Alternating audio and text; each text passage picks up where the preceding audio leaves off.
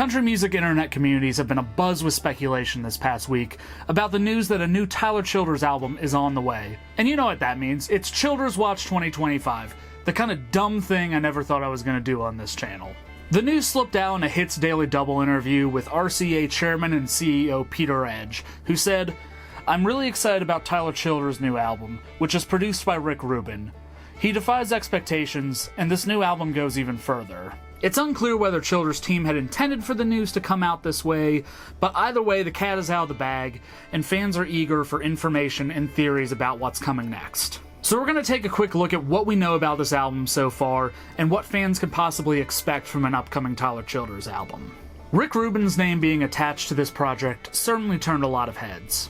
Rick is famously one of the most influential and sought-after producers in the music industry, starting his career primarily as a producer in hip-hop and metal, but has since become somewhat of an omnipresent force in pop culture. Some of his most famous work includes that with Run DMC, Tom Petty, the Beastie Boys, Adele, and Slayer.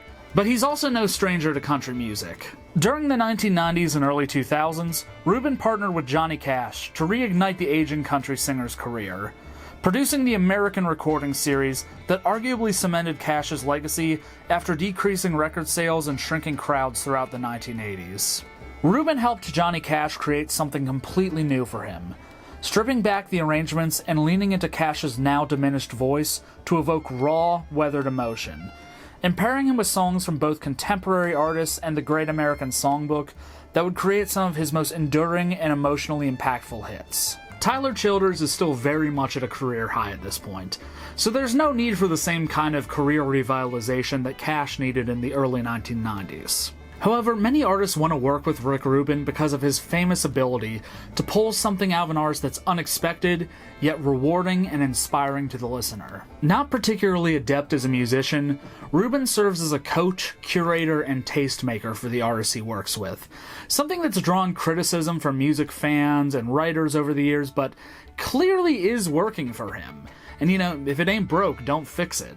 We don't have many details yet. The Peter Edge interview implies that the album will likely be released on RCA Records sometime in the next few months through Childers' subsidiary of the label, Hickman Holler Records. Speaking of Hickman Holler Records, internet sleuths have discovered a landing page that contains a graphic that might be an album cover called HickmanHollerHuntingClub.com, which includes an email newsletter sign up for fans to receive alerts from Tyler as well as from his label. So what can we expect from this record? Hopefully, more original songs than on his more recent releases. Tyler's previous 3 albums contained a decent number of covers, and while I think Rustin' in the Rain is a massively underrated project, I was still among the fans that expressed disappointment that there were not more Tyler Childers written songs on that album. One of the things that drew me and many fans to Tyler Childers originally is that for a while, it just seemed that he was absolutely brimming with new, great songs.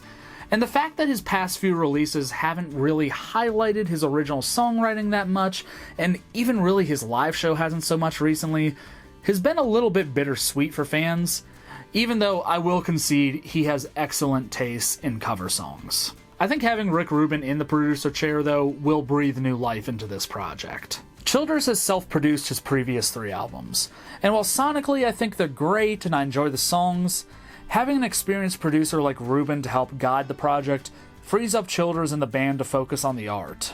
Time will tell what Peter Edge was referring to when he said that Childers defies expectations on this album, but when you think about Tyler Childers' run of albums since Country Squire, which includes a fiddle instrumental album in support of BLM, and a gospel-inspired album containing 3 versions of the same set of songs, it's very clear that Childers follows his muse.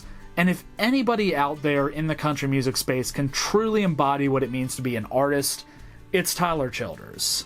And that's why I think him and Rick Rubin are about to be a really interesting pair on this album. There's also been a lot of fan speculation about whether or not we're finally going to get an official Tyler Childers version of one of his most beloved songs, Jersey Giant. Longtime fans of Tyler know that he is a prolific songwriter, and that there are a number of songs that he has written that basically only exist in old live videos, demos, and other capacities that aren't studio recordings released on records. Probably the most infamous among these is Jersey Giant, which has since gone on to be covered and popularized by artists like Evan Honer and Elle King. Fans have long wanted Childers to record his own version of this song that he penned, and there's been a lot of speculation that we might finally get that on this record. Admittedly, the evidence is a bit flimsy, but the basic argument that we might finally be getting a Childers recorded Jersey Giant encompasses two parts. First, Tyler has been playing Jersey Giant a lot more recently, including to one of his largest ever crowds at the recent Gulf Coast Jam Festival, which he headlined. Also, the Hickman Holler Hunting Club crest displayed on that webpage displays an image of a black chicken, the same color as the Jersey Giant breed. Again, the evidence is flimsy, but it doesn't seem impossible. For instance, the song Rustin' in the Rain had been around for years before Tyler finally recorded it. So, I'm holding out hope that this wild theory, this little bit of speculation, could be possible, and that we're not just reading into tiny things that aren't there. So now, with all this rumor out there, we're just playing the waiting game for when the real news is going to drop. It could be tomorrow, it could be months from now, it could be anywhere in between. But if Tyler Childers has proven anything, this album will be worth the wait. As an artist, Tyler Childers has defined a new sound and style that has made him one of the most beloved and cutting-edge artists in country music. They say imitation is the truest form of flattery. And given how many Tyler Childers copycats have come up in his wake, his impact is everywhere. With a little luck, I hope this album continues to cement Tyler's position as a once-in-a-generation artist. I plan on continuing to cover this album as more news continues to drop, so if you enjoyed this video, please follow along. If you're a subscriber of mine, you might notice I was kind of gone for a few weeks. That's because I actually got married at the end of May, and I was a little bit busy with that. So if you have been following me for a while, thank you. I appreciate that, and yeah, thank you for continuing to watch. What's your prediction for this album? Are you looking forward to it? Let me know in the comments below. I'm Brent Funkhauser from Red Moon Media. If you enjoyed this, again, follow along. But yeah, I'll continue to talk about new great roots music on this channel. Thanks for watching.